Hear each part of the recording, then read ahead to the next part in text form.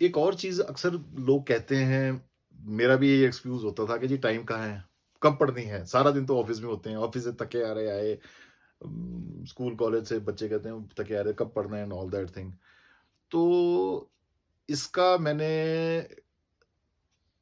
By chance इसका तोड़ निकला कि जैसे रात को 10-11 बजे सो गए।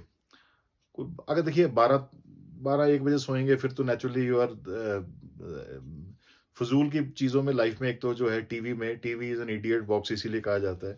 बहुत इंटरेस्टिंग चीज़ है, ज़रूर देखिए, अदरवाइज़ टीवी को भी आप ज़रूरत है तो आप लगाइए, ठीक है? अदरवाइज़ एक है, आदतन होता है कि टीवी आते ही सबसे पहले और कुछ नहीं मिला तो रिमोट पे ऑन कर दिया और जो अ, कचरा जो है वो परोसा जा रहा है, वो बस दिमाग का ढक्कन खोल दिया और उसको डालते चले गए, ठीक है? सो इट्स जंक फूड, तो वो नहीं करना है।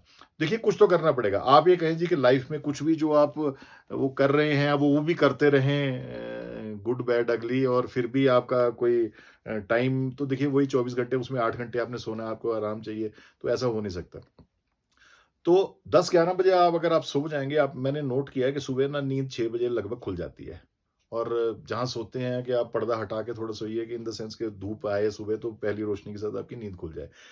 और आपको ऑफ़िस 9-10 बजे जाना होता है। बीच में आपको मैंने नोट किया है कि उठने से बाद और बेड से उतरने से पहले आपको जनरली आधा पौना घंटा, घंटा मिल जाता है। जब लाइफ आप स्लो स्टार्ट करना चाहते हैं, उस समय सीधा हरकत में नहीं आना चाहते, that is the best time to read.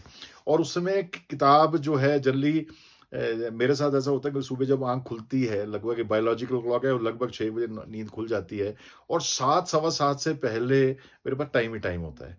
तो और उस समय दिल करता है तो बेड के साथ एक हल्की-सी रोशनी रखी हुई है मैंने, तो वो बुक उठाई, रोशनी थोड़ी हो भी जाती है वो, नॉर्मल सनलाइट भी शुरू हो जाती है। तो वो बुक का सुबह जो स्पीड बनती है, जो मज़ा आता है पढ़ने का, सुबह मैं जितना ये मतलब अच्छा खासा ये उस 1 घंटे में मज़ा आ जाता है। जो भी ऑथर है, वो दोस्त है, वो सुबह-सुबह बातचीत हो जाती है, टेक्नोलॉजी ऑफ लाइफ मिल जाती है। इसी तरह से रात को मैंने नोट किया है कि खाना खाने के बाद 9-10 बजे टीवी-टूवी जो थोड़ा बहुत देखना है, उसके बाद जो है जनरली आपको जब परिवार से बात कर लिया, परिवार के साथ टाइम के बाद, परिवार के भी सदस्य अलग-अलग सोने चले जाते हैं, तो उसके बाद 1 घंटा मिल जाता है। 1 घंटा वो जब तक नींद ना आए, और वो कोई नींद को ज़बरदस्ती धक्का मार के दूर नहीं करना। नींद एक बहुत बड़ी नेमत है और उनसे पूछिए जिनको नींद नहीं आती। तो वो है, जब तक नींद नहीं आती आप वो 1 घंटा, आधा घंटा, 1 घंटा, 15 मिनट, 1 घंटा, कई बार 2-2 घंटे हो जाते हैं अगर इंटरेस्ट जाग जाए तो। तो वो 1-2 घंटे शाम के, 1-2 घंटे सुबह, इससे ज़्यादा क्या चाहिए? बहुत हेवी है। और आप यकीन करिए 1-2 घंटे, 1 घंटा रात को और 1 घंटा सुबह का मतलब आपने 2-3 चैप्टर पढ़ लिए। 10 चैप्टर की किताब होती है, 7 दिन में क कहानी पूरी है। एक सी अब मैं एक बुक को एक नॉवल की तरह पढ़ता हूँ। फॉर एग्ज़ाम्पल मैं आपको एग्ज़ाम्पल देता हूँ। आजकल मुझे ये गिफ्ट किया शूलिनी यूनिवर्सिटी के फाउंडर हैं प्रोफ़ेसर प्रेम कुमार खोसला जी। तो उनका ये ऑटोबायोग्राफ़ी मुझे गिफ्ट की। ए, तो मैं ये आजकल पढ़ रहा हूँ तो पहले पे चैप्टर से, इंट्रोडक्शन से ही गर्दन इससे पकड़ लिया है ऑटोबायोग्राफ़ी ने। इतनी इंटरेस्टिंग तरीके से लिखी गई है, इट्स लाइक अ थ्रिलर। तो मैं ऑटोबायोग्राफीज़ को एक मूवीज़ की तरह मानता हूँ और कि मूवी चल रही है आगे। तो इसमें करीबन मेरे ख्याल में आधी के आसपास मैंने पढ़ ली है। मेरे ख्याल 3-4 सिटिंग्स हुई हैं। सो सुबह और शाम का टाइम जो है ये बेस्ट टाइम होता है पढ़ने के लिए। अक्सर अगर ये आप कर लें, आपके पास जो आप बहाना होता है ना कि हमारे पास टाइम नहीं है, तो वो टाइम ही टाइम मिल जाएगा। अब मैं एक और टेक्नीक आपको बताता हूँ, जिससे कि आप बिना थके और कम समय में ज़्यादा बुक्स पढ़ लेंगे, बोर नहीं होंगे। और वो है, उसको मैं कहता हूँ टिपिकल बुक मिक्स।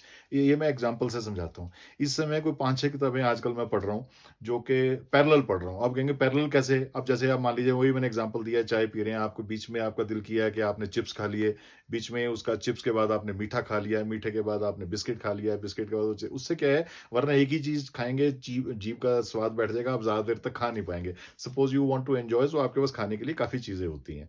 इसी तरह से जो है, मैं अभी जैसे फॉर एग्ज़ाम्पल ये मैंने बुक्स रखी, अभी ये मैं 5-6 बुक्स मैं पढ़ रहा हूँ, जैसे कि मैंने आपको बताया। एक तो ये बुक पढ़ रहा हूँ, जो है ऑटोबायोग्राफी ऑफ प्रोफेसर पी के खोसला है। तो एक ऑटोबायोग्राफी है। अब बीच में क्या होता है, 1-2 चैप्टर्स पढ़ने के बाद कई बार मुझे लगता है कि भर जाता हूँ पूरी तरह से, ओवरवेल्म्ड हो जाता हूँ कि लाइफ में उनके क्या-क्या चला, कैसे-कैसे चला। तो एक तरह से ये एक पर्टिकुलर टाइप का टेस्ट है, ये एक माइंड का टेस्ट है। तो जैसे ही अब उसके बाद मान लीजिए रात को ही पढ़ लिया, अब सुबह उठ के कई बार दिल करता है कि अभी अभी वो नहीं, अभी उसको एब्ज़ॉर्ब करने दीजिए। प्रोफ़ेसर मान लीजिए जिसकी भी मैं ऑटोबायोग्राफ़ी पढ़ रहा हूँ, तो वो लाइफ़ उनकी कहाँ तक पहुँची, तो उसके आगे बढ़ने के लिए मुझे थोड़ा-सा टाइम चाहिए घटना चक्र में। तो उस समय मैं दूसरी बुक उठा लूँगा। फॉर एग्ज़ाम्पल दूसरी, अभी जैसे ये बुक से पैरेलल पढ़ रहा हूँ। अब इमेजिन कीजिए, ये रवि शास्त्री ने बुक लिखी है कि जितने भी स्टार प्लेयर्स के साथ उसने पिछले 30-40 साल में काम किया है। बहुत शानदार किताब है। तो ये बुक जो है वो ऑटोबायोग्राफी ऑफ प्रोफेसर पी के खोसला से बिल्कुल डिफरेंट है। तो वो जब वो हेवी हो जाती है, ओवरवेल्म्ड हो जाता हूँ, तो मैंने ये पढ़ना शुरू कर देता हूँ। Very interesting. इसमें जैसे अभी रिसेंटली वो जो है रिकी पॉन्टिंग के बारे में बता रहे थे, माइकल बेवन वगैरह उनके बता रहे थे, तो अलग-अलग स्टोरीज़, शॉर्ट-शॉर्ट चैप्टर्स हैं। तो सडनली आपको ऐसा लगता है कि वो चीज़ का बर्डन नहीं रहता, आपने ये बीच में पढ़ना शुरू कर दो, मीठे के बाद नमकीन और समथिंग लाइक दैट। अच्छा, अगर थोड़े अब सुबह अगले दिन सुबह ये पढ़ी, उस दिन नेक्स्ट शाम को आप क्या यही पढ़ना चाहेंगे? हो सकता है इससे भी माइंड भर जाए। तो उसके बाद जो है, then I have this book by Rajesh Shrivastava, he is a great writer, management का, मार्केटिंग का बहुत अच्छा लिखते हैं ये। इन्होंने ये लिखी है, इन्होंने 2 बुक्स लिखी हैं, इनकी दूसरी बुक भी है मेरे पास। दो 10 लाइफ चेंजिंग स्किल्स जो है, एक ये है कि आजकल समय इतना फास्ट चेंज हो रहा है, तो वो 10 स्किल्स कौन सी हैं, जो टॉप की स्किल्स हैं, ये डिसाइड करेंगी कि आगे आने वाले समय में किस टाइप की जॉब्स होंगी, किस टाइप की स्किल्स रिक्वायर्ड हैं, जॉब्स के लिए भी, मैनेजमेंट के लिए भी। क्योंकि मेजॉरिटी चीज़ें जो हैं वो कंप्यूटर्स एंड रोबोट्स एंड वो टेक आर्टिफिशियल इंटेलिजेंस वो टेक ओवर कर लेगी।